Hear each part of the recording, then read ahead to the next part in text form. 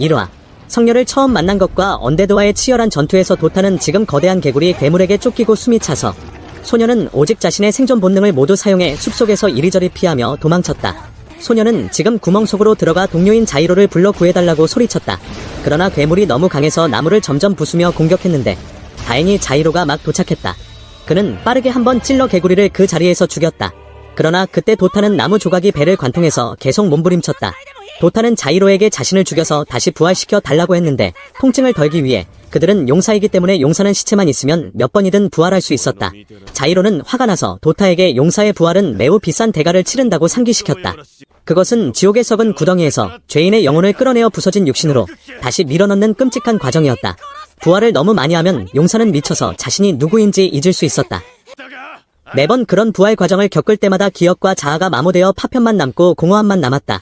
게다가 성기사단도 도타의 시체를 회수할 생각이 없었고 소녀는 그냥 훔친 것뿐이라 성기사는 관심 없을 텐데 거기서 부활을 요구하다니.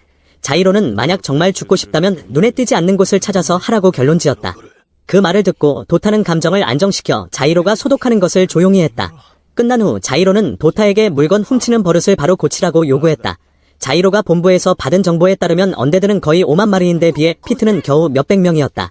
이 숲은 곧 마왕 현상에 오염될 예정이고 자이로와 도타의 임무는 기사단의 후퇴를 지원하는 것이었다. 분명 증언이 없을 테니 매우 위험한 임무였다. 하지만 그들은 반드시 수행해야 했고 그렇지 않으면 목이 잘리는 처벌을 받을 것이었다. 그런데 도타는 별로 대수롭지 않게 생각했다. 용사는 죽어도 부활할 수 있으니 시체 하나 가져와 부활하면 끝이라고 왜 계속 부활할 때마다 정신적 피해가 회복 불가능하다고 강조하는지. 자이로는 자신이 영혼 없는 존재가 되어 자신이 누구인지 모르게 되는 것을 원하지 않았다. 자이로에게 용사는 선택권이 없고 이 비참한 운명을 받아들일 수밖에 없었다. 그는 도타에게 빨리 출발하라고 재촉했다. 왜냐하면 지연되면 앞에 성기사단이 완전히 전멸할 수 있었기 때문이다. 이제야 주의한 자이로는 도타가 성기사단에서 훔친 물건인 이상한 문양의 큰 관을 발견했다. 자이로는 화가 나서 왜 도타가 그런 괴상한 것을 훔쳤냐고 물었다. 도타는 당황해서 훔칠 때 눈 감고 아무거나 잡았다고 설명했다. 자이로는 도타가 정말 눈 감고 아무거나 하면 자신에게 화를 불러일으키고 자신도 연루될 것이라고 욕했다. 이게 관인지 아냐, 이건 언데드를 끌어들일 거라고. 자이로는 이제 진짜 화가 났다. 도타도 겁이 나서 연신 사과했다. 어쨌든 이미 늦었다. 그들은 호기심에 관을 열어보았는데 혹시 쓸모있는 게 있나 해서 그러나 부르니 이제야 드러났다. 안에 죽은 시체나 보물이 아니라 작은 체구의 아름다운 금발 소녀였다. 자이로는 외모를 보고 얼굴이 창백해졌다. 이건 인간이 아니고 성녀였다. 인류가 마왕에 대항하기 위해 만든 전쟁 무기 주변 생물을 감염시켜 언데드로 만드는 악랄한 존재였다. 그들은 큰 문제에 처했다. 성녀는 그들이 건드릴 수 있는 것이 아니었다. 도타는 놀라서 자신의 지식으로는 여신이 고래처럼 거대하거나 철덩이처럼 딱딱한 생물이라고 생각했다. 자이로는 설명했다. 이건 인류의 마지막 희망으로 성녀들은 보통 사람을 훨씬 초월하는 엄청난 힘을 가졌지만 동시에 그들에게 큰 골칫거리였다. 어쨌든 이미 훔쳤으니 돌려줄 수 없고 그냥 여기 두고 멀리 가서 임무 계속하자. 다른 방향에서 기사 부대가 언데드의 맹공을 받고 있었다. 자이로는 높은 곳에서 전장을 관찰하고 언데드가 예상보다 빨리 진격한다고 알아차렸다. 자이로는 도타에게 지원해서 위험에 처한 기사들을 구하라고 명령했다. 도타는 겁쟁이라 도망칠 생각뿐이었지만 그들이 상치 못한 일이 일어났다. 그들이 관을 연 행동이 우연히 여신을 깨웠다. 혼란 속에서 관 속의 여신이 깨어났다. 그녀는 자이로의 기사 구출 계획을 듣고 그가 용감한 사람이라고 생각했다. 그녀는 자이로를 나의 기사라고 부르며 죽음에 맞설 충분한 용기를 가진 사람이라고 칭찬했다. 그녀는 그에게 계약을 주고 언데드에 대한 확실한 승리를 약속했다. 테오리타는 극도의 자신감과 오만을 보였다. 이는 모든 여신에게 볼 수 있는 것으로 그들은 오만하지만 매우 귀엽다. 그녀는 승리 후 자이로가 자신을 칭찬하고 머리를 쓰다듬는 것을 여러 번 허락한다고 선언했다. 테오리타의 열정과 제안에 자이로는 단호히 거절했다. 그는 테오리타에게 자신 혼자 언데드를 해결할 것이라고 하고 여신의 힘에 절대 의지하지 않겠다고 단언했다. 심지어 그는 여신을 노골적으로 싫어했다. 자이로는 도타에게 골칫거리인 여신을 감시하라고 하고 자신은 전장으로 뛰어내려갔다. 수많은 사나운 개구리 언데드가 있는 곳 땅에 착지하자마자 자이로는 도타에게 거리와 방향을 측정하라고 요구했다. 어디에 가장 많은 괴물이 집중되어 있나 불편해 보였지만 도타는 자이로를 따라갔고 테오리타 성녀도 떨어지지 않고 따라오며 입으로는 항상 승리를 가져다주겠다, 계약을 빨리 맺자고 주장했다. 물론 자이로는 무시했다. 그는 집중해서 성인이 새겨진 무기를 던져 적에게 꽂히면 폭발하게 했다. 자이로 혼자 고속으로 날아다니며 주변 언데드를 쓸어버리며 뒤에서 도타에게 사격 지원을 요청했다. 비록 본성은 겁쟁이이고 도둑질 좋아하고 전투 싫어하지만 도타는 자이로를 도와야 했고, 도타는 총을 꺼내 자이로를 지원했다. 자이로는 언데드 무리에 뛰어들어 수없이 죽였지만 숫자가 너무 많아 자이로는 발이 긁혀 부상당했고, 바로 그때 다른 개구리가 자이로를 물려고 달려들었지만 다행히 도타가 총으로 그 개구리를 쓰러뜨렸다. 숲에서 오는 언데드 숫자가 너무 많아 자이로는 도타에게 계속 지원하라고 명령한 후 둘은 숲속으로 뛰어들어 전투했다. 테오리타는 여전히 뒤따라오며 아무 도움 안 되지만 계속 계약 맺자고 했다. 그들은 오후부터 밤까지 전투했다. 자이로는 성기사단이 모닥불 피운 곳으로 돌아왔다. 밤이 되고 나무에 피가 튀어 있었다. 자이로는 기사단에게 도망가라고 했고 아직 숲에서 괴물 한 무리가 오고 있다고 기사단 대표 하나가 자이로에게 감사 인사를 했지만 기사단이 자이로 목에 용사죄인 낙인이 있는 것을 보고 노골적으로 경멸했다. 네가 구해준 건 우리에게 수치라고. 주변 기사들은 왜 죄인이 숲에 있는지 어리둥절했다. 자이로는 기사들에게 빨리 떠나라고 명령했다. 왜냐하면 추가 언데드 무리가 곧 올 것이기 때문이다. 기사는 관심 없이 검을 뽑아 위협했다. 도타와 테오리타가 나타났고 여신은 매우 오만하게 앞으로 나서 자이로를 용감한 마음을 칭찬했지만 기사는 바로 테오리타의 금발을 알아보고 그녀가 여신 아니냐, 그들은 관을 운반팀에 넘겼는데 왜 여기 있냐, 기병대 전체가 검을 들고 일어나 자이로가 여신을 훔쳤다고 의심했다. 기사는 왜 테오리타가 너를 따라다니냐고 추궁했다. 긴장된 순간 자이로와 도타는 목의 낙인을 통해 전송을 들었다. 전송자는 베네팀이었다. 베네팀은 상황이 매우 위급하다고 거의 종말 수준이라고 소리쳤다. 바로 그때 숲에서 언데드 하나가 그들에게 달려들었다. 다행히 자이로가 경계에서 단검을 던져 개구리가 그 자리에서 폭발했다. 전송 계속 베네팀은 대성기사단 군대가 마왕 현상이 있는 방향으로 가고 있다고 말했다. 성기사들은 숲의 진을 치고 마왕 현상에 대처할 계획이었지만 그들은 이번 마왕 현상이 매우 강하다는 것을 몰랐다. 자이로는 기사팀에게 왜 아직 후퇴 명령이 없냐고 물었다. 자이로는 키비아 팀장이 계획이라고 알게 되었다. 기사들은 팀장과 성기사단의 명예를 지키기 위해 죽어도 된다고 생각했다. 자이로는 그 말을 듣고 웃겼다고 느꼈다. 그들의 삶의 이상은 말도 안 된다고. 베네팀이 전송해서 성기사단 절반이 죽으면 용사 임무 실패로 간주하고 부활하면 산채로 불태워질 것이라고 고문 형태 중 가장 고통스러운 것이라고. 자이로는 베네팀에게 성기사단이 어디까지 대치하냐고 물었다. 성기사단이 근처 강가에 진을 치고 있다는 것을 알았다. 모닥불 주변 기사들은 그 정보를 듣고 대 성기사단과 합류해서 도우려고 했지만 숫자가 적고 부상 많아서 자이로는 기사팀이 짐이라고 생각했다. 그들에게 남쪽 숲 가장자리로 가라고 조언했고 거기 감시팀 베네팀이 도울 것이라고, 자신은 강 근처 성기사단에 가서 지원할 것이라고. 테오리타는 그 말을 듣고 매우 흥분해서 정말 자랑스러운 용감한 기사라고. 정리 후 자이로는 밤에 숲을 가로질러 전장으로 갔다. 전장은 피로 물들었고 시체와 언데드가 사방에 널려 있었다. 병사들은 다음 괴물 물결이 올 때까지 서로 위로하며 먹고 마셨다. 얼마 지나지 않아 망원경을 든 병사가 숲에서 언데드 무리가 진격하는 것을 발견했다. 병사는 빨리 언데드 공격을 대비하라고 알렸다. 대형은 강을 따라 정렬했고 그들은 언데드를 반드시 막아야 했다. 총이 준비되자 병사들은 숨죽이고 기다렸다. 괴물들이 사정거리 안에 들어오자 키비아 팀장이 발사 명령을 내렸다. 병사들은 뇌장을 사용해 마법 구체를 연속으로 발사해 언데드를 찢었다. 하지만 언데드 숫자가 너무 많아 죽여도 끝이 없고 심지어 거대 원숭이 같은 언데드도 있었다. 키비아 팀장은 더 큰 뇌장을 사용하라고 명령했다. 큰 뇌장이 마력을 모아 쾅 소리와 함께 언데드를 날려버렸다. 자이로와 도타는 높은 곳에서 내려다보고 성기사단이 이런 언데드 무리를 죽일 탄약이 충분하지 않다고 판단했다. 이 상황이면 기사단은 곧 언데드 숫자에 무너질 것이라고. 예상대로 큰 뇌장이 탄약이 떨어졌다. 언데드가 강을 빠르게 건너왔다. 키비아는 바로 일반 무기로 전투하라고 명령했다. 병사들은 창을 들고 언데드에 뛰어들었다. 자이로는 막로에서 전투를 관찰하며 성기사단을 구할 계획을 세웠다. 돌아보니 도타가 도망쳤다. 그는 너무 겁쟁이라 전투하기 싫고 성기사단에서 귀중한 물건을 다시 훔치러 간다고 작별 쪽지를 남겼다. 상황이 너무 위급해서 자이로는 다시 목숨 걸고 성기사단을 구하러 나갔다. 자이로는 낙인을 사용해 막로에서 전장으로 직행했다. 자이로는 멀리 숲에 붉은 빛이 나는 것을 알아차렸다. 그것은 마왕이었다. 그들은 큰 문제에 처했다. 자이로는 가는 길에 언데드를 쓸어버렸다. 한 마리 한 마리 베어 넘겼다. 하지만 개구리 언데드가 아직 끝나지 않았고 그들은 알에서 알을 낳아 머리에 붙는 새끼를 날렸다. 이건 기생해서 먹는 것이라 피하지 못하면 먹이가 되었다. 자이로는 빠른 기술로 모두 피하고 혼자 언데드를 소탕해서 수많은 기사 생명을 구했다. 키비아는 자이로를 보고 다가와 진짜 신분을 밝히라고 요구했다. 아직 답하기 전에 테오리타가 말을 끊었다. 그녀는 달려와 왜 자신을 버렸냐고 책망했다. 키비아는 여신을 보고 놀라 왜 여신이 여기 있냐, 원래 포대에 있어야 하는데. 키비아처럼 다른 사람들은 자이로를 의심해 여신을 훔쳤다고 생각했다. 왜냐하면 어쨌든 그는 죄인 용사이기 때문이다. 자이로는 설명했다. 자신은 아무 잘못 안 했고 여신 훔치지 않았고 여신과 아직 계약도 안 맺었다. 키비아에게 테오리타를 데려가서 기사를 찾아 계약하라고 했다. 테오리타는 그 말을 듣고 불편해했다. 자이로는 신경 안 쓰고 자신은 여신을 매우 싫어한다고 하고 테오리타에게 자신의 기사를 찾아가라고. 자이로는 여신 힘에 의지하지 않을 것이고 테오리타와 계약할 생각 없다고. 그러나 상황이 더 복잡해졌다. 마왕이 도착했다. 숲에서 마왕이 그들에게 다가오고 있었다. 마왕은 항상 가장 무서운 재앙으로 가는 곳마다 모든 것이 언데드가 되었다. 성기사는 언데드가 강을 건너지 못하게 노력했지만 악마에게 뇌장을 쏘자 자기장이 만들어져 힘을 반사시켰다. 자이로는 가까이 접근해야 피해를 줄 수 있다고 알아차렸다.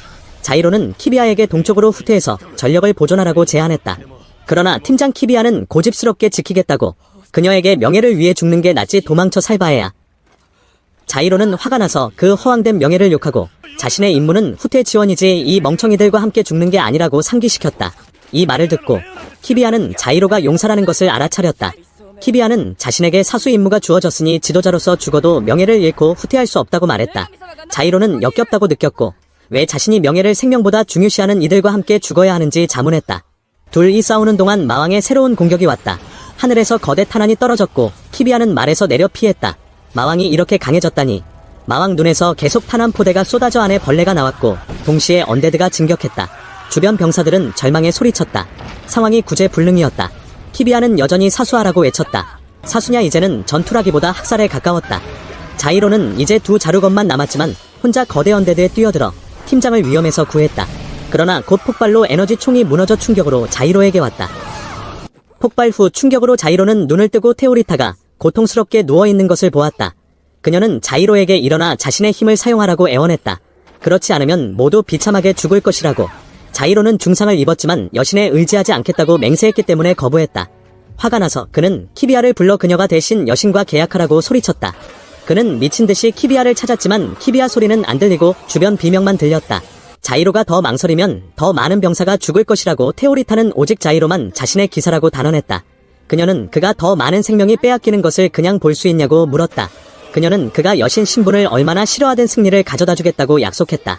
자이로는 이제 방법이 없었고 자신의 이기심이 병사 생명에 영향을 주게 할 수 없었다. 그는 여신과 계약을 받아들였다. 왜냐하면 과거 다른 여신과 계약한 적 있어 방법을 알았기 때문이다. 자이로는 손을 베어 테오리타 앞에 내밀었다. 테오리타는 그에게 상응하는 대가를 바치고 자신이 위대한 존재이며 그녀의 기사에 어울린다고 맹세하라고 요구했다. 자이로는 빨리 하라고 재촉하고 마지못해 요구대로 맹세했다. 계약이 성립되고 자이로는 어두운 지역으로 떨어지는 것을 느꼈다. 자이로는 머릿속으로 이제 끝이야 내 인생 다시 엉망이 됐어 생각했다. 연결고리가 완성되고 자이로는 현실로 돌아왔고 둘의 의지가 하나가 되었다. 테오리타는 자이로에게 어떤 축복을 받고 싶냐고 물었다. 자이로는 모든 것을 화려하게 해서 여기서 언데드를 밀어낼 수 있게 하라고 말했다. 테오리타 눈에 수천 자루검이 빛났다. 순식간에 여신은 검의 비를 시전의 땅에 수많은 검이 떨어져 주변 언데드를 죽였다. 테오리타의 능력은 신검으로 자이로의 검 투척 기술에 매우 잘 맞았다. 일이 끝난 테오리타는 오만하게 자신의 위대한 힘에 대해 기사가 어떻게 생각하냐고 물었다.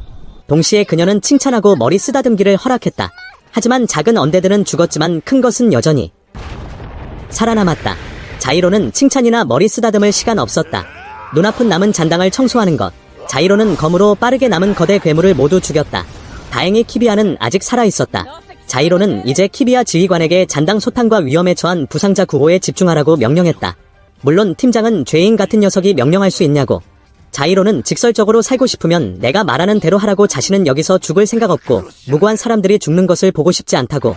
자이로의 목표는 이제 마왕을 죽이는 것이라고. 그는 살아 돌아가면 모든 처벌이나 불만을 받아들이겠다고 약속했다. 테오리타는 그가 명예 때문에 행동하냐고 물었다. 자이로는 모두가 말하는 명예라는 단어를 비웃었다. 자이로에게 그것은 어리석은 것이라고. 지금은 살아남는 게 먼저, 명예는 나중이라고. 자이로는 테오리타를 안고 마왕이 떠있는 거대 마왕을 향해 뛰었다. 마왕은 소리치며 언데드를 불러 자이로와 여신을 포위했다. 자신의 기술로. 자이로는 테오리타를 아는 채 언데드와 싸웠다. 테오리타는 자이로가 괴물과 힘들어하는 것을 보고 함께 손쓰자고 했지만 번번이 자이로는 여신 힘을 안 썼다. 사실 그는 일부러 괴물을 더 많이 유인하고 있었고 여신이 너무 힘쓰지 않게 하려 했다. 왜냐하면 너무 힘쓰면 에너지 불꽃이 강해지지만 그들의 생명을 소모하기 때문이다. 자이로는 길을 열고 적의 포위망으로 직행했다. 테오리타는 계속 도우려고 했지만 자이로는 아직 때가 아니라고. 그는 때가 무르익기를 참을성 있게 기다렸다. 괴물이 그들을 완전히 포위했을 때 이것이 절호의 기회였다. 결정적 순간이 오자 자이로는 테오리타에게 검의 비를 빨리 소환해 길을 열라고 요구했다. 그녀는 흥분해서 검의 비를 소환해 땅의 괴물을 모두 소탕했다. 방해되는 언데드가 없는 넓은 길을 이용해 자이로는 테오리타에게 가장 강한 검을 소환하라고 했다. 테오리타는 빠르게 대검을 소환했고 자이로와 테오리타는 공중을 날아 대검을 마왕 몸에 꽂았다. 그 공격 후 둘은 여파로 아래로 튕겨졌다.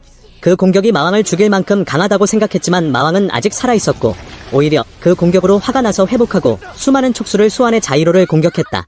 자이로는 테오리타를 보호하다 중상을 입었다. 이제 어떻게 그 괴물을 이기나 모르는 상황에서 갑자기 익숙한 그림자가 보였다. 그것은 도타였다. 그는 다시 물건 훔치고 돌아왔다. 다행히 도타가 훔친 것은 중요한 무기였다. 자이로는 그것이 출력 조정기 기반 카운터라는 것을 알아차렸다. 이것이 그들을 구할 것이라고 도타는 마침내 자신의 유용성을 보여주었다. 이 장치로 자이로는 결정적 일격을 더 날려 모든 것을 끝내기로 했다. 자이로는 스위치를 켜고 뛰어올라 그것을 마왕 몸에 붙였다. 자이로는 도타와 테오리타를 안고 폭발 전에 멀리 피했다. 마침내 거대 폭발이 일어나 마왕이 산산조각 났다. 마왕이 죽자 언데드도 도망쳤다. 자이로는 마왕을 몇 번 죽인 적 있지만 이렇게 어이없는 방식으로 끝난 것은 처음이라고 느꼈다. 이때 테오리타가 자이로에게 다가왔다. 그녀는 귀엽게 오만하게 자신 덕에 괴물이 패배했다고 시작했다. 그녀는 그가 불만 있는지 물었다. 자이로는 없다고 답했다. 그럼 이제 칭찬하고 머리 쓰다듬기 시작할 수 있겠네. 내가 허락한다. 그러나 자이로는 단순히 살아남아서 좋았다고 한마디 했다. 이 이상한 칭찬 방식에 테오리타는 놀랐다. 왜냐하면 그녀에게 살아남는 것은 당연한 것처럼 보였기 때문이다. 하지만 자이로는 그것만으로 충분하다고 단언했다. 테오리타는 자신 같은 여신이 이렇게 살아도 되냐고 물었다. 자이로는 모른다고. 그건 다른 사람이 결정할 일이 아니라고 답했다. 그 답변은 여신의 마음을 건드린 듯했다. 그녀는 미소 지으며 살아남는 것만으로 공을 세웠다면 자신이 큰 공을 세웠다고 자부했다. 테오리타는 더 많이 칭찬하고 더 머리 쓰다듬으라고 고집했다. 자이로는 어쩔 수 없이 테오리타 머리를 쓰다듬으려 했지만 과거 테오리타의 성녀 이미지가 떠올랐다. 그때 한 목소리가 끊었다. 키비아가 다가와 자이로와 도타를 불렀다. 그녀는 자이로를 대죄인이라고 비난했다. 운반 중인 여신을 훔쳤다고. 자이로는 부정하지 않고 약속대로 모든 비난을 받아들였다. 키비아는 테오리타에게 그녀는 원래 그들의 단에 속해 포대 게이트로 가야 했다고 말했다. 그런데 이 악독한 용사가 그녀를 훔쳐 계약을 강요했다. 하지만 테오리타는 다르게 말했다. 그녀가 자이로와 계약한 것은 운명이고 그를 자신의 기사로 믿는다고. 그녀는 그가 모든 마왕을 소탕할 사람이고 자이로와 계약 안 했으면 아무도 어울리지 않는다고 단언했다. 그러나 키비아의 다음 답변은 테오리타를 크게 충격 줄 것이었다. 키비아는 여신이 이 남자의 진짜 죄를 아냐고 물었다. 테오리타는 자이로의 죄가 뭐냐 엄중한지 이해 못해서 키비아는 그것은 여신 살해죄라고 말했다.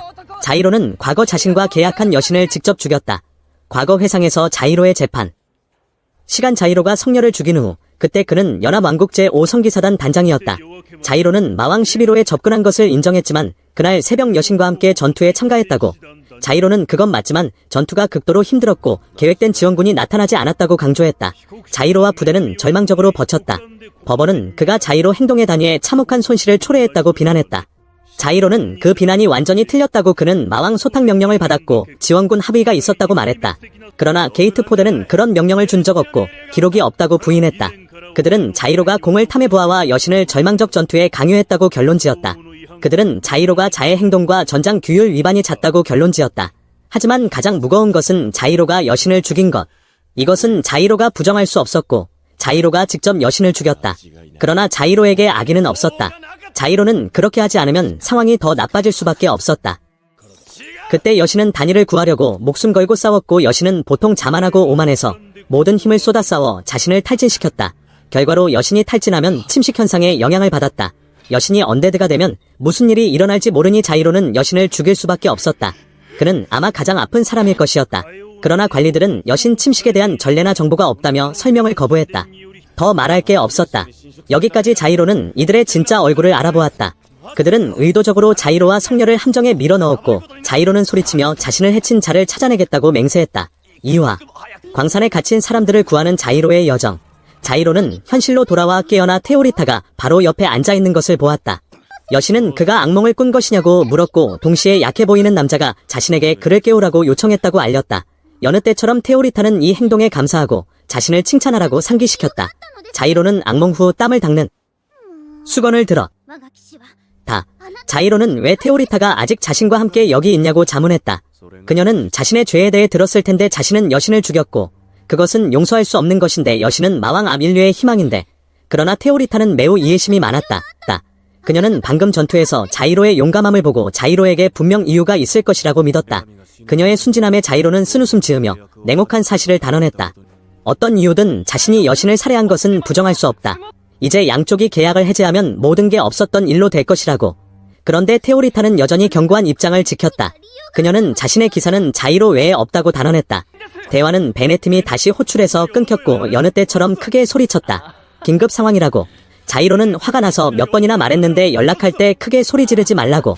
자이로가 세부사항 물으니 베네팀은 우리의 신분은 영웅이고 자신처럼 죄를 지은 자들은 군대의 소모품으로 사용된다고 상기시켰다. 테오리타는 새 임무가 있으면 따라가겠다고 자신들의 힘이 필요할 것이라고 말했다. 바로 그때 밖에서 큰 소리가 났고 자이로는 그것이 타치야와 노르가유라는 것을 알아차렸다. 그들도 자신처럼 죄 지은 영웅으로 이번 임무에 함께할 것이라고. 그들은 빠르게 임무 지점으로 출발해 마왕 현상으로 완전히 얼어붙은 큰 강을 건넜다. 다른 쪽에서 교회에서 새 임무가 공식 시작되었다. 13호 성녀 호송은 취소되었다. 대신 90샤팀은 광산 지역을 점령하고 평정하라는 명령을 받았다.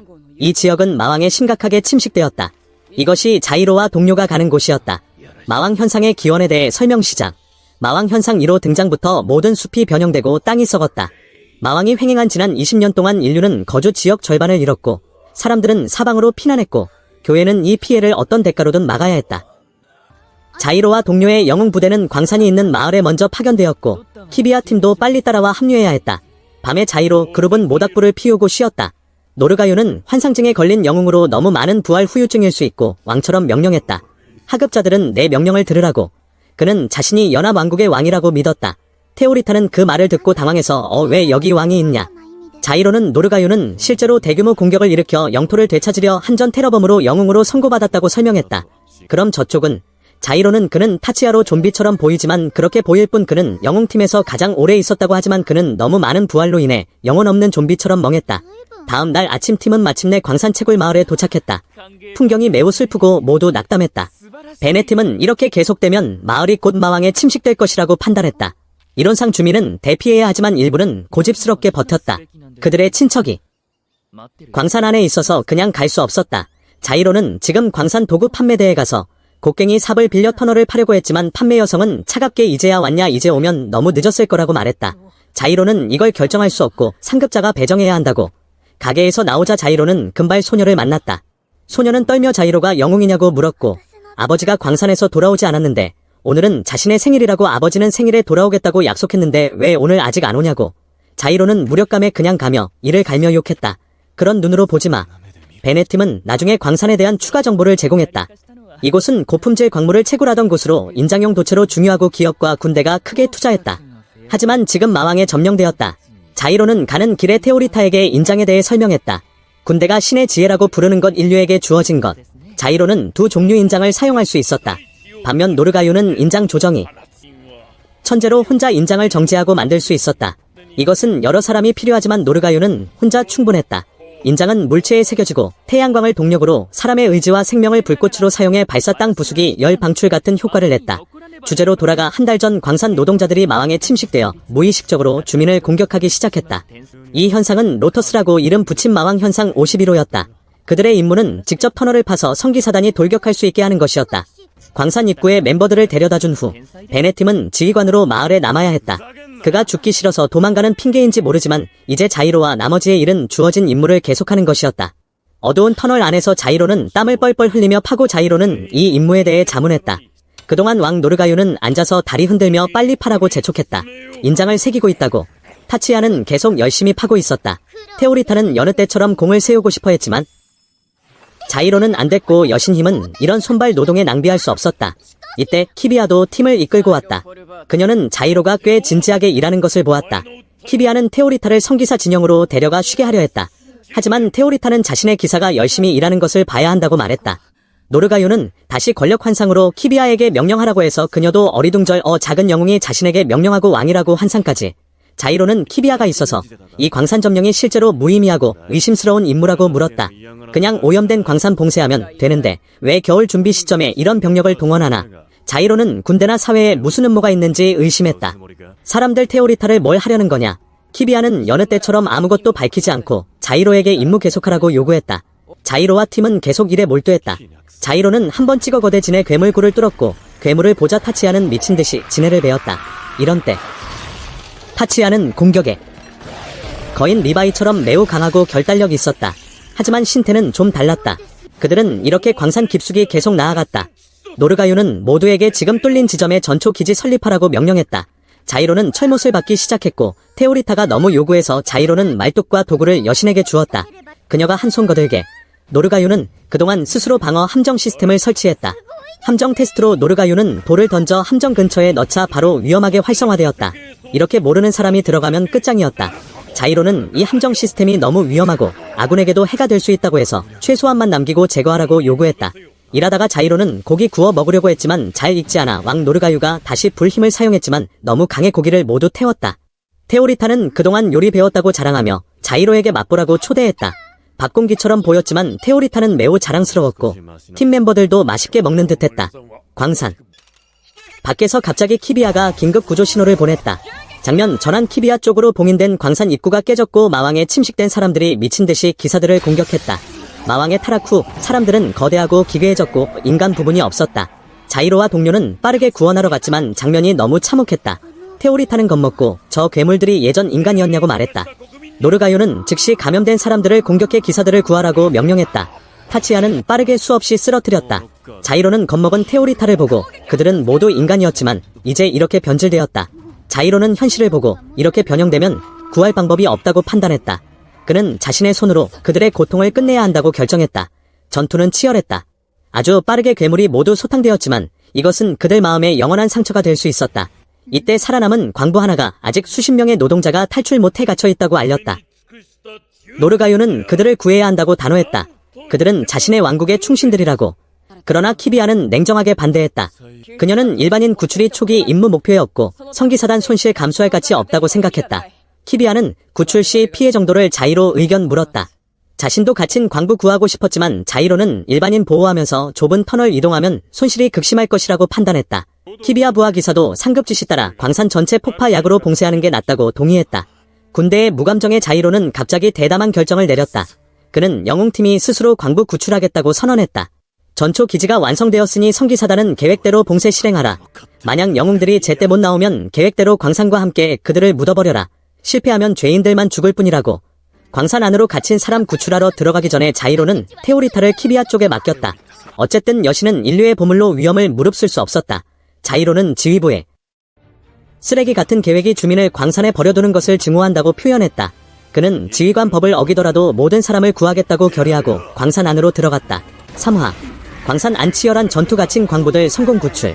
광산 안 배경에서 노동자들이 거대 진의 괴물로부터 버티고 있었다. 천근 같은 순간 자이로가 제때 도착해 무기 던져 괴물을 소탕에 구했다. 노르가유도 뒤에서 타치야에게 공격 명령했다. 타치야는 뛰어난 기술로 수많은 진해를 소탕했다. 거미줄을 뱉어도 이 미친 남자를 막을 수 없었다. 얼마 안 돼 괴물이 매우 빠르게 소탕되었다. 광부들은 멍하니 서 있었다. 그들이 막으려 한 괴물이 이렇게 쉽게 패배하다니. 끝난 후 그들 세 사람은 당당히 광부들에게 인사했다. 노르가유는 여느 때처럼 위험 있게 왕이 신민을 구하러 왔다고 말했다. 자이로는 광부들에게 계획을 설명했다. 이제 광산 밖으로 이동할 것이지만 괴물과 대적하려면 무기가 필요하다. 무기 준비. 노르가유는 기술로 인장 제작 시작했다. 그러나 불리한 점이 있었다. 광산 환경에 태양광이 없어 인장 주요 동력이 빠르게 소모될 것이라고. 일반 광 저장 물품은 몇 번 사용하면 무용지물이었다. 그러나 노르가유는 자신의 능력으로 가장 좋은 무기를 제작할 수 있고 빨리 고장나지 않게 보장한다고 안심시켰다. 그날 밤 자이로는 늙은 광부와 이야기할 기회가 있었다. 광산 안에서 일어난 끔찍한 진실이 드러나기 시작했다. 그들은 구원이 너무 늦었다고 생각했다. 왜냐하면 자신들 같은 노동자는 항상 권력자 우선순위 목록 마지막이었다. 처음 약 50명이 살아남았다. 그러나 고요한 어둠 속에서 그들은 이상한 목소리를 듣기 시작했다. 자이로는 그게 무슨 목소리냐, 악마의 힘일 수 있냐 물었다. 그 목소리를 들은 사람들은 잠자다 사라졌고 돌아올 때 그들은 사람이 아니라 본 괴물로 변했다. 이동 시작 전에 자이로는 엄격한 전투 대형을 세웠다. 타치야는 길을 여는 임무를 맡았고 자이로는 자원의 후위로 뒤를 보호했다. 자이로는 혼란한 그룹의 질서를 유지하며 후퇴하는 것이 어렵다는 것을 잘 알았다. 후퇴가 시작되었고 얼마 안 돼 괴물이 다시 땅을 뚫고 올라왔다. 자이로는 크게 소리쳐 모두 자신의 목숨을 보호하고 대형을 유지하라고 요구했다. 그들은 등을 맞대고 싸우며 주변을 포위한 거대 진해를 소탕하기를 바랐다. 지상에서 성기사단 기지 상황도 좋지 않았다. 자이로가 떠난 후 테오리타는 항상 불안해했다. 광산으로 돌아가 많은 노력 끝에 그들은 진의 물결을 모두 소탕할 수 있었다. 모두 동시에 앉았다. 이것은 광산 파는 것보다 더 피곤할 것 같았다. 노르가요는 지친 광부들을 격려했다. 그들이 매우 피곤한 것을 알지만 방심하면 안 되고 경계를 높이고 강해져야 한다고. 노르가요의 설득은 기적 같은 효과를 가져 광부들이 의지를 되찾아 일어났다. 쉬는 1초도 없이 다음 물결이 왔다. 이번에 광부들도 크게 용기 내어 매우 치열하고 결에 있게 싸웠고, 자이로는 혼자 대량 거대 진해와 싸워 모두 돌볼 수 없었다. 숫자가 너무 많아 늙은 광부가 바로 쓰러졌고, 진해에게 먹히는 순간 수많은 검의 비가 쏟아져 진해를 모두 소탕했다. 테오리타 성녀가 몰래 숨어서 여기까지 온 것이었다. 여신의 예상치 못한 등장으로 약한 광부들의 목숨을 구했다. 그러나 가장 불만인 것은 자이로였다. 자이로는 직설적으로 자신은 그녀 도움 원하지 않았다. 칭찬 때문에 목숨 걸고 죽을 곳에 뛰어들지 말라고. 과거 여신이 힘다해 죽은 게 충분하다고. 자이로의 책망을 듣고 여신은 조금도 슬프거나 화나지 않았다. 왜냐하면 테오리타는 자이로가 자신의 목숨을 걱정하는 것이라고 이해했기 때문이다. 그래서 그녀는 결정했다. 그가 자신에 대해 뭐 생각하든 상관없다. 그녀는 여신으로 태어나 모두에게 도움이 되기 위해 그녀는 칭찬받고 싶고, 그것이 무의미하더라도 만약 그가 자신이 죽거나 위험하지 않게 하려면 그는 자신의 기사로 그녀를 보호해야 한다고. 이 고집 센 여신을 보고 자이로도 멍해졌다. 이때 지진이 다시 일어나 진해가 몰려왔다. 자이로는 멀리서 인장 새긴 검을 정확히 던져 하나씩 죽였지만 전투가 더 긴장되자 동굴에서 머리 아픈 음파가 울렸다. 그들은 귀를 막아도 영향에서 벗어날 수 없었다. 테오리타는 빠르게 달려와 보호와 치유 힘으로 자이로의 통증을 완화했다. 그 소리는 분명 마왕이 일으킨 것일 수 없음. 작은 괴물 다 죽었으니 마왕도 드러날 때였다. 마왕은 외형이 나무 귀신으로 나무처럼 보이지만 매우 사악했다. 나무는 익숙한 기술을 사용했다.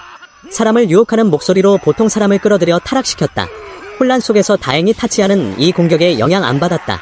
그는 달려올라 괴물 뿌리를 베기 시작했다.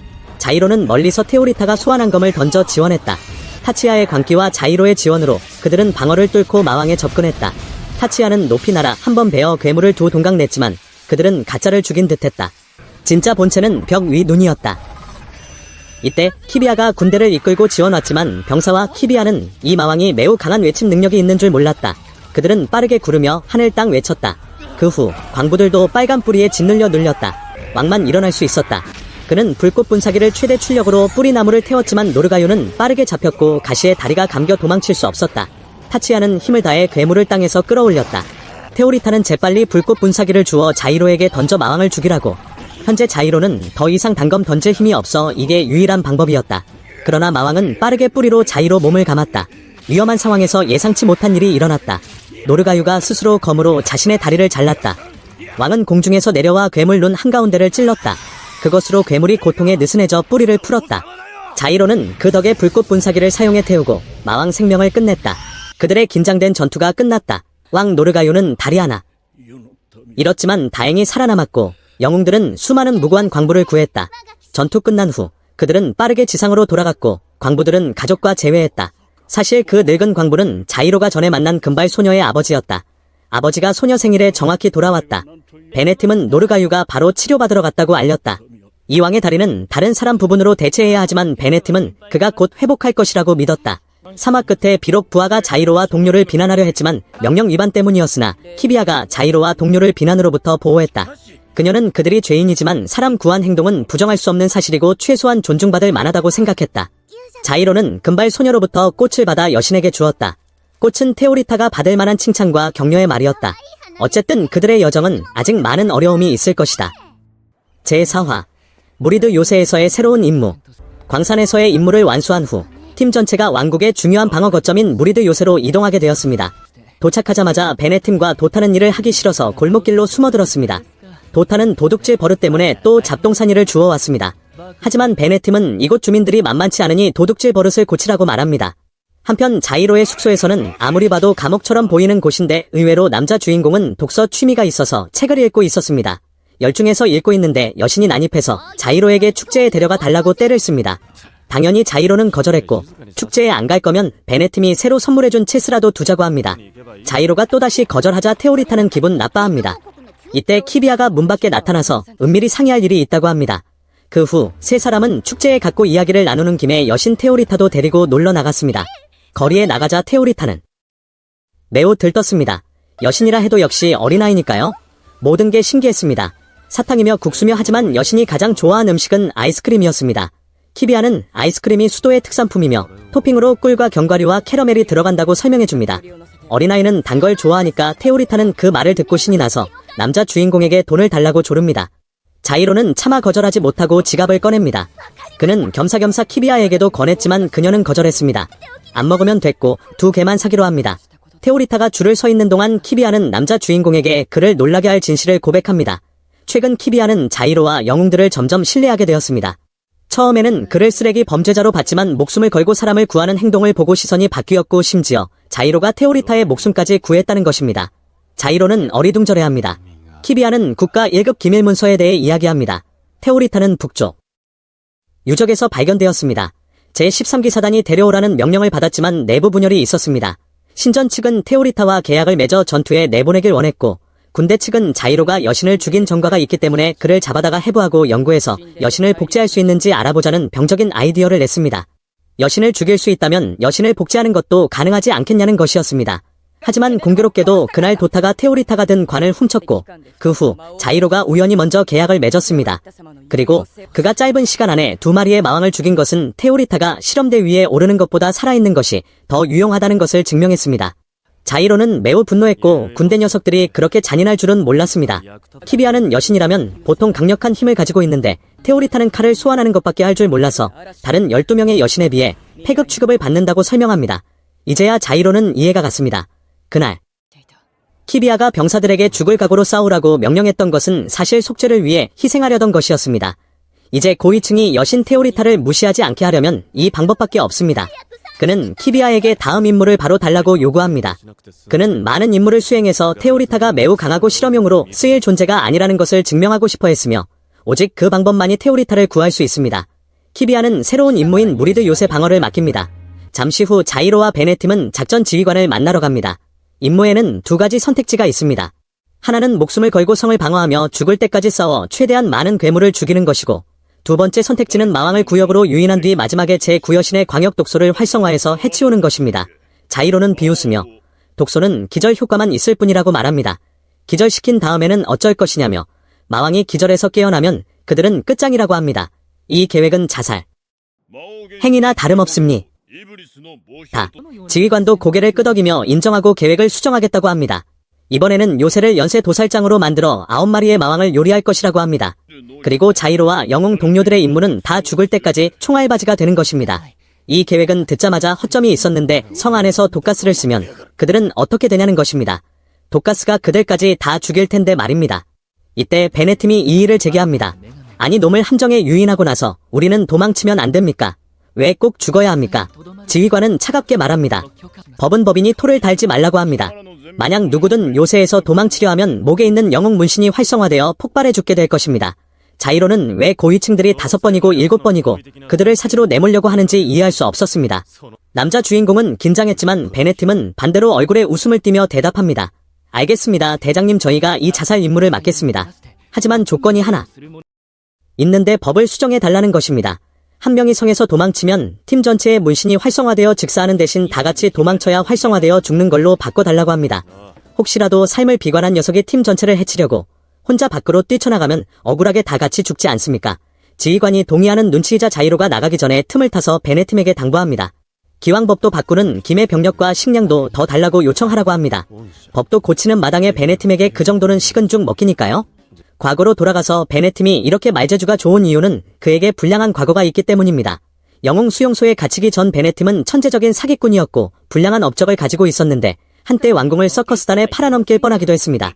하지만 그가 잡힌 이유는 그 사건 때문이 아닙니다. 옛날에 그는 황색 언론 기자였는데 상사가 가짜 뉴스를 퍼뜨리라고 해서 썼더니 대중들이 그걸 맹신해버렸습니다. 꾸며내는 재주가 너무 뛰어나서 고위층에게 잡혀 처벌받게 되었고 그 벌로 영웅이 된 것입니다. 장면이 바뀌어 차브라는 새로운 영웅이 등장합니다. 이 녀석은 눈이 매우 좋은데 도박을 하다가 상대방의 속임수를 쉽게 간파하고는 누구를 속이려 드냐고 말합니다. 하지만 상대방이 계속 우겨대자 차브는 즉시 상대의 손을 잘라버립니다. 이 차브라는 놈은 매우 잔인한 녀석인데 그의 과거를 봐야 이해할 수 있습니다. 제5화 이번 화에서는 자이로의 영웅 그룹에 합류하게 될 새로운 캐릭터인 차브에 대해 알아보겠습니다. 영웅이 되기 전의 과거를 보면 차부는 원래 조직에서 길러진 암살자였습니다. 아주 잔인한 암살자 조직으로 어릴 때부터 아이들을 암살자로 훈련시켰습니다.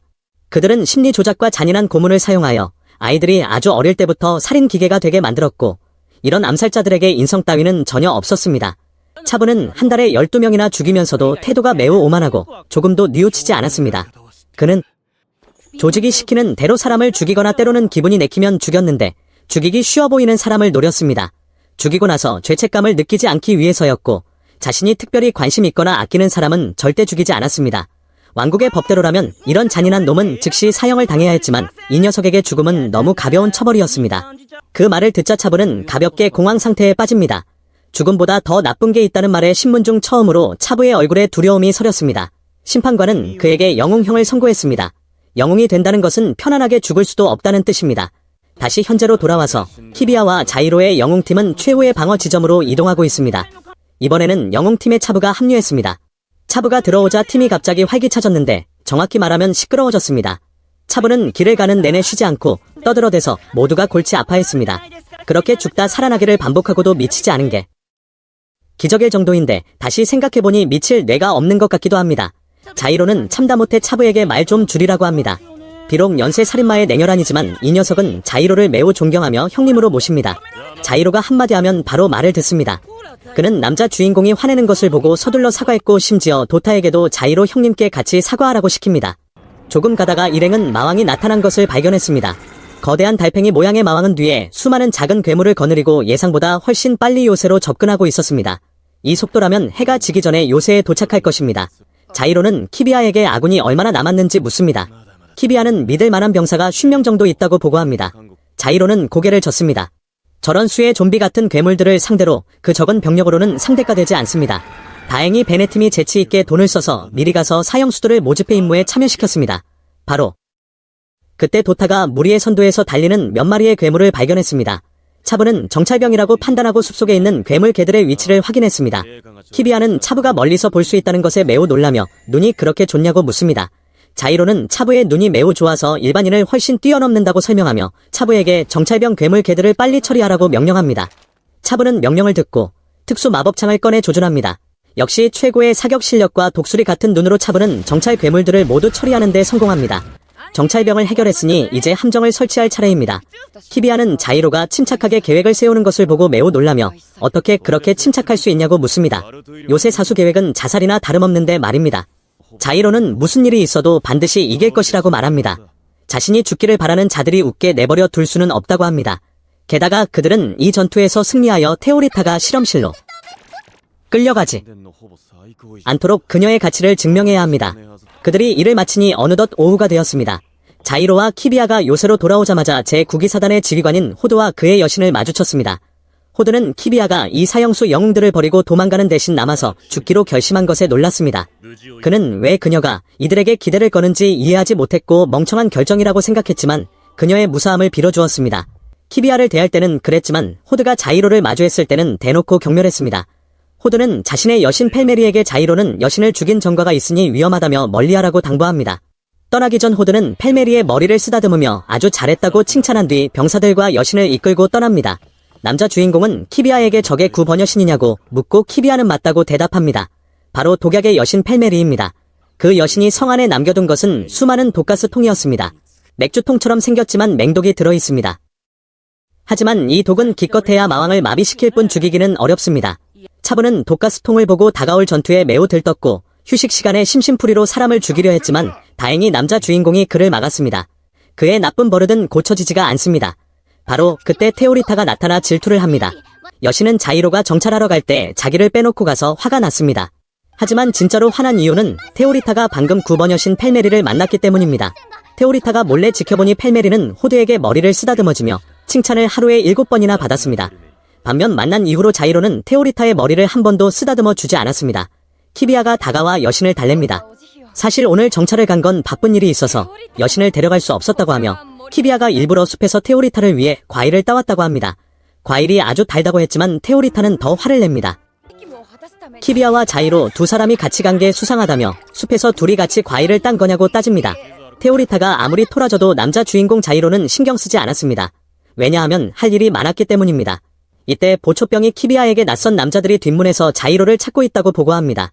나가보니 그들은 예전에 자이로가 구해줬던 광부들이었습니다. 그들은 돕고 싶다고 말합니다. 자이로는 민간인이 이곳에서 목숨을 바치는 것을 원치 않아 처음에는 거절하고 처자식에게 돌아가라고 했습니다. 하지만 광부들은 은혜를 갚으러 온 것뿐만 아니라 자신들의 마을을 지키고 싶어서 왔다고 말합니다.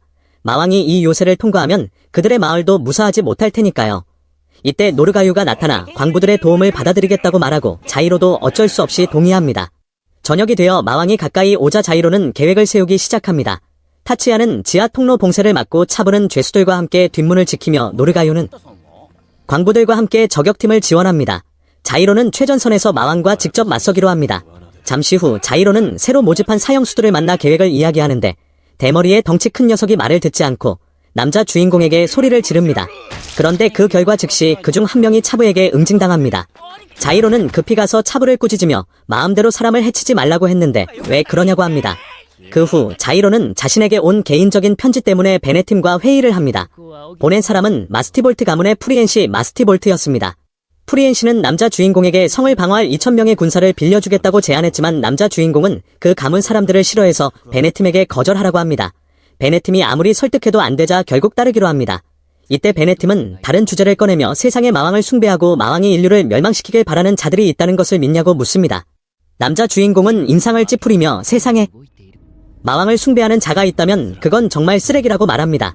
그날 밤 마왕 무리가 긴 괴물 행렬을 이끌고 그들의 요새로 진격하기 시작했습니다.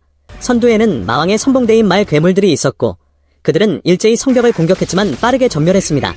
노르가유 왕은 이때 광부들에게 자신이 제작한 방어막을 작동시키라고 합니다. 방어막에서 즉시 푸른 번개가 솟아올라 안으로 들어오려는 괴물들을 태워 죽였습니다. 차부와 죄수들은 저격총을 사용하여 다른 길로 침입하려는 괴물들을 죽였고 키비아의 부대는 최전선으로 나가 직접 전투를 벌였습니다. 모든 것이 순조로울 때 자이로는 믿을 수 없는 광경을 목격합니다. 한 무리의 인간들이 말 괴물을 타고 요새를 향해 불화살을 쏘고 있었습니다. 문제는 요새 안에 인화성이 강한 와인이 가득 차 있다는 것이었습니다. 불길이 치솟자 모두가 불을 끄느라 혼란에 빠졌고 그 틈을 타 괴물 기병대가 정문을 부수고 쏟아져 들어왔습니다. 예상치 못한 변수가 발생하여 이전의 계획이 무너졌습니다.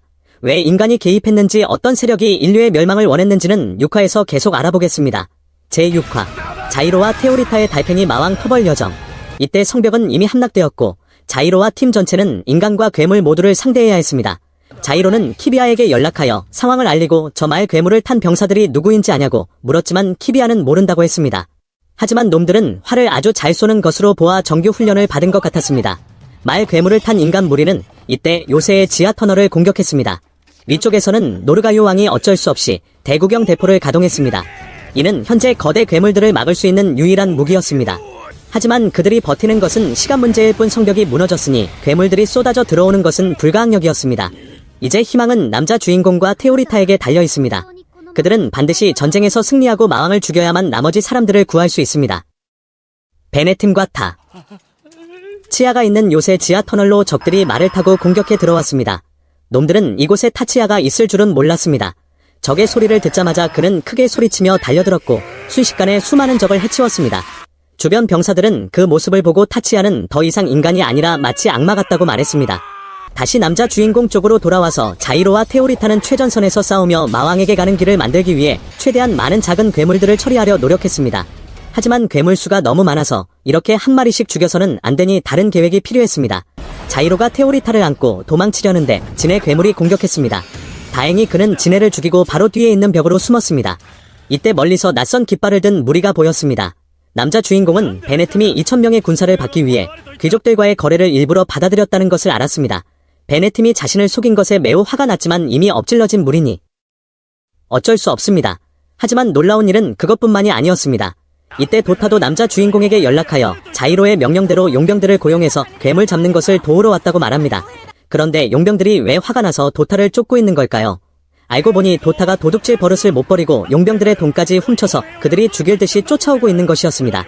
여러 일이 있었지만 불행 중 다행으로 사람이 많아져 전장이 혼란스러워지자 마왕이 주의를 뺏겨 빈틈을 보였습니다. 자이로는 즉시 기회를 잡아서 마왕이 방심한 틈을 타 공중으로 뛰어올라 괴물의 머리 바로 위로 갔습니다. 남자 주인공은 테오리타에게 어서 필살기를 써서 거대한 검을 소환해 마왕을 꿰뚫으라고 합니다. 하지만 크기가 크고 무거워도 마왕의 발을 묶는 정도일 뿐 잠시 후 검은 사라질 것입니다. 남자 주인공은 그 후 미리 함정을 설치해둔 곳으로 가서 마왕이 머리를 들이밀게 유인해 함정에 빠져 땅속으로 꺼지게 만들었습니다. 테오리타는 그 모습을 보고 계속해서 5개의 거대 검을 추가로 소환해 괴물을 정면으로 찔렀습니다.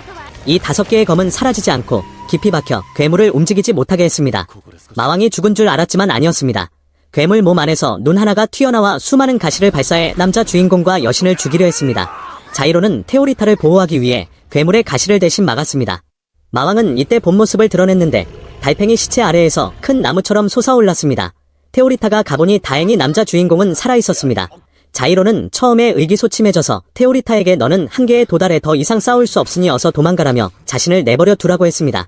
하지만 여신의 열정이 자이로의 전투 의지를 다시 깨웠습니다.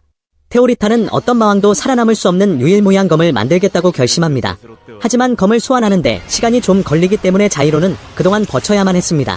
괴물은 그들을 죽이려고 수많은 촉수를 발사했고 남자 주인공은 한 번에 하나씩만 막아낼 수 있어서 결국 중상을 입었습니다. 절체절명의 순간에 다행히 도타와 차부가 스스로 위기를 모면하고 멀리서 총을 쏴 남자 주인공과 여신을 도왔습니다. 괴물이 남자 주인공을 다시 공격하려는 순간 마침내 검 소환이 완료되었습니다. 그것은 모든 괴물을 소멸시킬 수 있는 성검이었습니다. 자이로는 성검을 잡고 괴물의 눈을 정면으로 찌른 뒤 비틀었습니다. 마왕은 검으로 빨려 들어갔고 성검은 즉시 진흙으로 변했습니다. 전쟁은 드디어 끝났고 여신과 자이로 모두 기진맥진하여 기절했습니다. 깨어나 보니 남자 주인공은 병원에 누워 있었고 누군가 그를 문병왔습니다. 그는 바로 제12성 기사단의 대장인 카프젠이었습니다.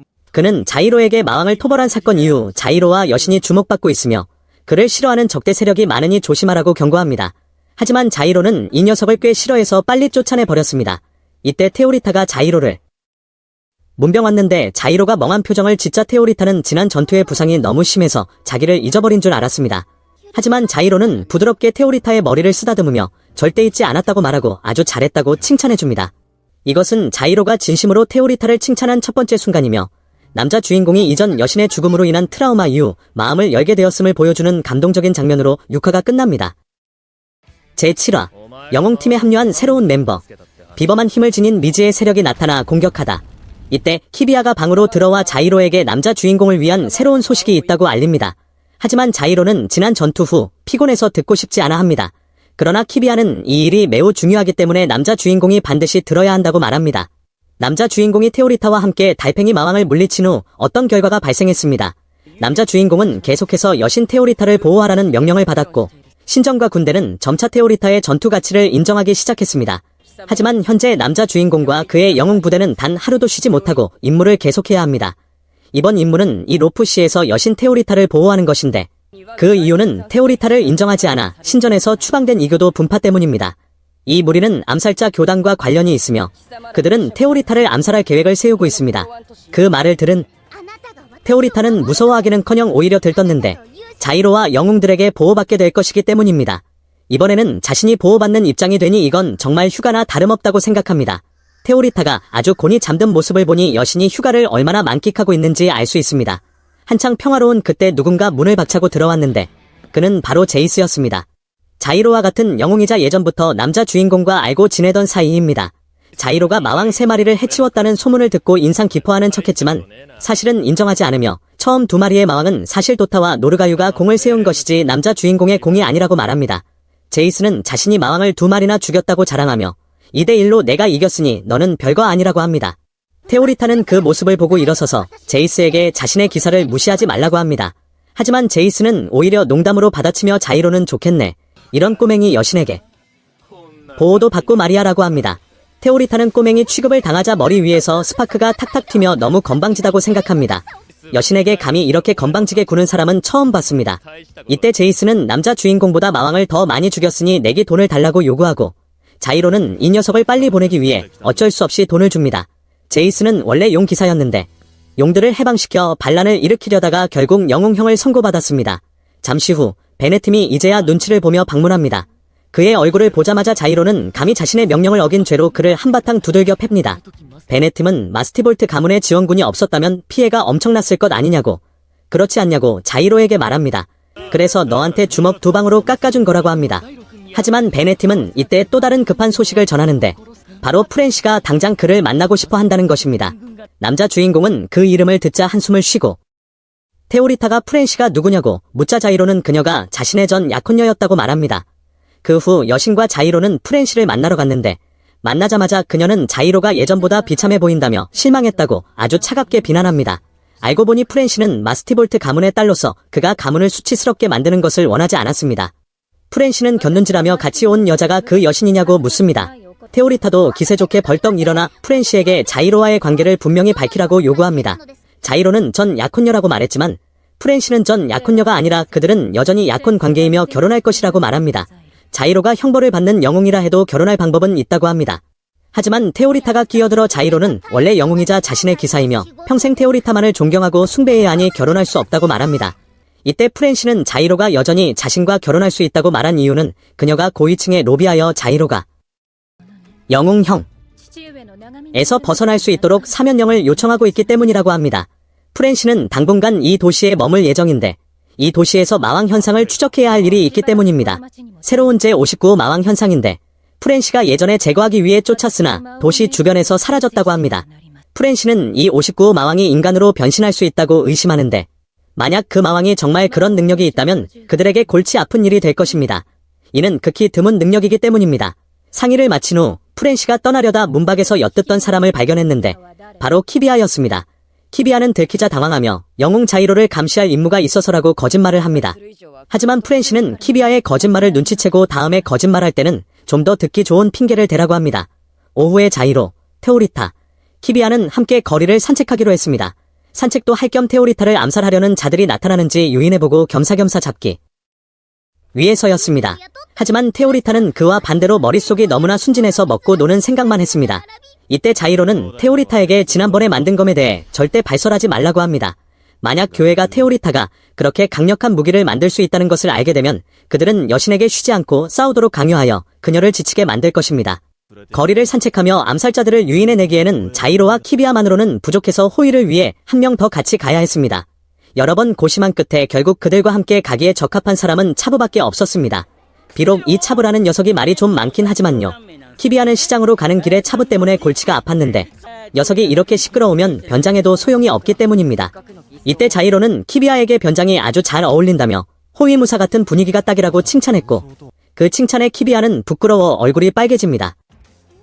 이때 테오리타는 시장 물건들이 너무 예쁘다며 남자 주인공에게 기념품으로 사달라고 조릅니다. 무슨 기념일이냐고 묻자 여신은 위대한 여신과 위대한 기사가 처음으로 함께 거리 산책을 나온 기념일이라고 대답합니다. 테오리타는 들떠서 기념품으로 가장 적합한 물건을 고르는데 테오리타는 검의 여신이고 자이로의 주특기도 칼과 거미니 보석이 박힌 단검을 사는 것이 가장 합리적일 것 같았습니다. 바로 그때 작은 단검에 비친 모습을 보고 남자 주인공은 암살자 무리가 다가오는 것을 발견했습니다. 자이로는 즉시 테오리타에게 건네주며 필요하면 호신용으로 쓰라고 말합니다. 암살자들이 다가와 여신의 등 뒤에서 암살용 칼을 뽑자마자 더 빠른 키비아가 순식간에 검을 휘둘러 암살자의 팔을 베어버렸고 나머지 한 명도 차부가 접근하여 그 자리에서 처리했습니다. 시장 분위기가 혼란스러워지자 남자 주인공은 재빨리 여신을 데리고 골목길로 뛰어들었습니다.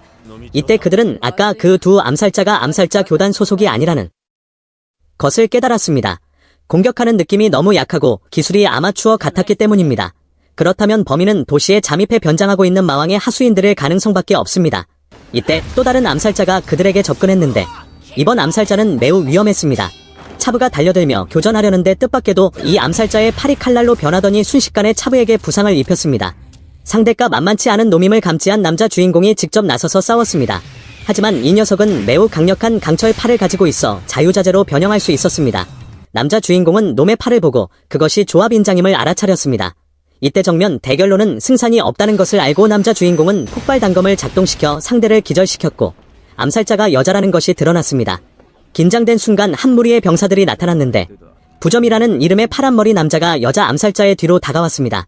그는 여신을 등에 업은 용사를 상대로 이길 확률은 극히 적으니 후퇴하라고 여자 암살자에게 말합니다.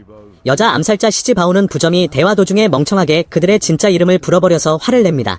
이때 한 병사가 성기사들이 닥치기 전에 철수해야 한다고 조언했지만 부점은 말을 끊는 것이 기분 나쁘다며 주먹을 휘둘러 병사의 옥수수를 털어버립니다. 같은 편까지 죽이다니 정말 잔인한 놈이지만 더 무서운 것은 이 녀석이 가진 힘이었습니다. 부점은 공중으로 뛰어올라 자이로를 노렸습니다. 아래에서는 키비아가 검으로 여자 암살자 시즈바오의 공격을 막아냈고 자이로는 폭발 단검을 던졌지만 부점은 유연하게 몸을 피했습니다. 그는 벽 사이를 뛰어다니다가 남자 주인공에게 접근해 핥기려 했지만 다행히 자이로는 피했습니다. 부점이라는 놈의 힘은 일반인을 완전히 초월했다는 것을 인정할 수밖에 없었고 그가 사람인지 귀신인지 알 수 없을 정도였습니다. 자이로의 기술을 본 부점은 그가 최근 유명해진 마왕을 죽인 영웅이라는 것을 금방 알아차립니다. 부점은 적이지만 자이로가 정말로 세계 제1의 고수라고 말하며 과장이 아니고 그를 매우 존경한다고 말합니다. 이때 구석에 숨어있던 차부가 자이로에게 저 시즈 바오라는 여자는 유명한 모험가라고 알려줍니다. 그녀의 암살 성공률은 차부보다 훨씬 높으며 차부와 시즈 바오의 실력 차이는 너무나 명백했습니다. 나무통 뒤에 있던 테오리타가 조심스럽게 검의 비를 내려 이들을 소탕할까요? 라고 묻습니다. 자이로는 그럴 필요 없다고 말하며 여신이 인간을 해칠 때 느끼는 감정을 이해한다고, 여신은 결코 인간을 해치고 싶어 하지 않는다고 위급한 상황에서도 말해줍니다. 바로 그때 거센 바람이 윙윙 불어왔고 자이로는 모두에게 숨으라고 소리쳤습니다. 곧이어 용의 화염이 하늘에서 작은 골목길로 내리꽂혔습니다. 다행히 제이스가 제때 지원을 와주었고 골목길에 있던 병사들은 모두 목숨을 잃었습니다. 하지만 오직 부전만이 그 자리에 서 있었고 그는 용의 화염이 꽤 성가시다고 인정하며 이번 여행은 견문을 넓히는 데 아주 좋았다고 말합니다. 이제 그는 돌아가서 몸을 치료해야겠다고 합니다. 불길이 부점을 죽이지 못하는 것을 보고 일행은 몹시 놀랐고 그가 사라지는 것을 멍하니 지켜볼 수밖에 없었습니다. 이때 여신은 저 부점이라는 자가 바로 제59호 마왕 현상일 거라는 예감이 강하게 든다고 말합니다. 왜냐하면 그에게는 인간성이 남아있지 않았기 때문입니다. 아까 검의 비를 내려 그를 죽였더라도 조금의 죄책감도 느끼지 않았을 것이라고. 그는 단지 사람의 탈을 쓴 악마일 뿐이니까요. 7화가 끝났습니다. 8화에서 다시 만나요. 제8화 암살자의 단서를 쫓는 여정. 모험가 길드에서 난동을 부리다. 지난 화에서 암살자들에게 호되게 당한 후 8화는 긴장감 감도는 분위기로 시작되는데 키비아와 멤버들 모두 얼굴에 살기가 등등합니다. 문제는 작전 계획이 깡그리 들통났다는 것인데 키비아는 지도를 보며 방금 전 당한 매복 공격이 여신 테오리타를 고립시키기 위한 공격이었으며 이는 내부에 첩자가 숨어있다는 증거라고 판단합니다. 이제 그들은 여신을 보호할 믿을 만한 사람들을 재검토해야 했지만 자이로는 그것이 무의미하다고 생각하는데 애초에 신뢰라는 두 글자가 가장 의심스러운 단어이기 때문입니다. 병사들은 자이로가 형벌을 받는 영웅이니 그야말로 가장 의심스러운 자라고 비꼬았습니다. 자이로는 배신자를 찾기 위해 내부 조사를 해야 한다고 제안했고 이때 키비아는 옆에 앉아있던 사제 말렌에게 의견을 물었지만 사제는 막 부임한 터라 누구를 믿어야 할지 결정할 수 없었습니다. 이때 자이로는 불량한 자들을 숨겨주고 있다고 알려지 모험가 길드를 조사해야 한다는 아이디어를 냈습니다. 한 그룹이 이때 리데오라는 수상한 인물을 찾아냈는데 그는 모험가들의 대표이자 가장 의심스러운 자였습니다. 리데오 쪽을 보자면 그가 바로 시즈바오를 고용해 여신 테오리타를 암살하려다 실패한 장본인이었습니다. 그 여성 모험가는 함께 간 암살자 부점이 너무 아마추어 같고 전문성이 없어서 실패한 원인 중 하나라고 불평했습니다. 리데오는 시즈바오와 말싸움하기 싫어서 돈주머니를 던져주며 계속해서 테오리타를 죽일 방법을 찾으라고 지시했습니다. 장면이 식당으로 바뀌고 도둑 청년 도타와 제이스가 빵을 뜯고 있는데 제이스는 잔뜩 부은 얼굴로 점심을 먹고 있었습니다. 알고 보니 그의 파란 용이 그가 다른 용들과 함께 있는 것을 보고 질투한 것이었습니다. 이때 자이로는 새로운 작전에 도타가 필요하다고 말했는데 도타는 이번 임무가 비밀 임무라는 것을 단번에 알아차렸고 자이로가 여신 테오리타를 연루시키고 싶지 않아 그녀에게조차 숨길 정도로 비밀스러운 임무였습니다. 듣기만 해도 위험해 보이는데 그들은 도타가 모험가들의 소굴로 잠입하길 원했고 이 녀석의 뛰어난 도둑질 기술은 필수를 가결한 것이었습니다. 자이로와 키비아가 주의를 끄는 동안 도타는 안으로 몰래 들어가 모험가 길드와 어제 그들을 죽이려 했던 암살자들 사이의 연결고리를 찾기로 했습니다. 키비아와 자이로는 귀족으로 변장해 암살자를 고용하는 척했는데 키비아의 신부는 부유한 귀족 부인이고 자이로는 키비아의 정부 역할이었습니다. 그들은 모험가들에게 가서 키비아의 남편을 암살해달라고 의뢰하는 척했는데 이 연극은 꽤 그럴듯해 보였습니다. 이때 아름다운 옷을 입은 키비아를 보고 자이로가 칭찬을 던졌는데 꿀처럼 달콤한 칭찬에 키비아는 즉시 부끄러워하며 얼굴을 붉혔습니다. 이때 도타의 화려했던 과거도 회상을 통해 밝혀집니다. 얼굴은 앳되어 보이지만 그의 범죄 기록은 셀 수 없이 길어 죄목이 1000개에 달하는데 여기서는 단 하나의 죄목만 재판받았습니다. 옛날에 탈옥하던 중 도타는 용 한 마리를 훔쳐 달아났는데 도망치던 중 우연히 갇혀있는 왕자를 만났습니다. 호기심 많은 성격 탓의 녀석은 불을 뿜는 용과 함께 왕자를 데리고 도망치려 했지만 뜻밖의 계획은 실패하고 도타는 다시 잡혔으며 왕자의 운명은 알 수 없게 되었고 도타는 왕족을 납치했다는 누명까지 쓰게 되었습니다. 도타가 아무리 해명해도 모두 기각당했고 그 벌로 도타는 유죄 판결을 받고 이 영웅 양성소에 처박히게 된 것입니다. 다시 현재로 돌아와서 3인조는 빈민가로 진입하기 시작했고 도타는 멀리 높은 곳에서 관찰하고 있었습니다. 이 빈민가에는 온갖 범죄가 만연했는데 심지어 용의 숨결이라 불리는 금지 약물까지 팔고 있었습니다. 키비아와 자이로의 귀족 같은 차림새를 보고 범죄자들은 대놓고 무시하며 여우 굴에 들어온 병아리 취급을 했습니다. 모험가 길드로 가는 동안 자이로와 키비아는 이야기를 나눴는데 자이로는 넓은 영지를 가진 사제 가문의 아가씨인 키비아가 왜 군대에 입대해서 남자들처럼 힘들게 일하고 전장에서 싸워야 했는지 물었습니다. 키비아는 부모님이 모두 사제로서 신전에서 중책을 맡아 막대한 이익을 얻었지만 솔직히 말해서 그 이익이란 권위와 신앙을 돈과 바꾼 것이라고 대답했습니다.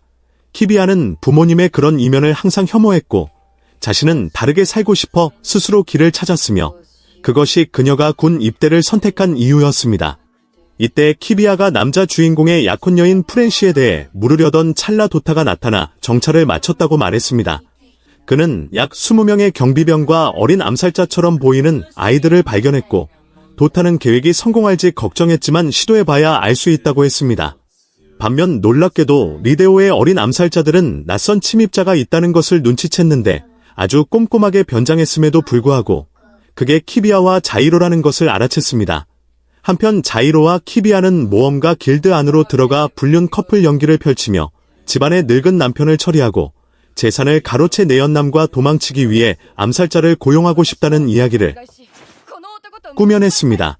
하지만 이 시나리오는 술집 여주인의 눈을 속이지 못했는데 그녀는 돈 냄새를 맡고 눈을 반짝이면서도 두 사람의 수상한 점을 눈치챘습니다.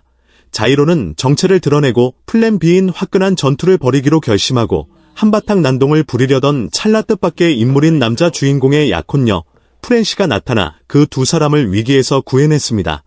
알고 보니 그녀도 이 모험가들에 대해 조사하고 있었는데 키비아가 왜 자기들 계획에 끼어드냐고 따지자 프렌시는 자이로가 자신의 약혼자니 따라다니는 건 당연한 일이라고 말했습니다.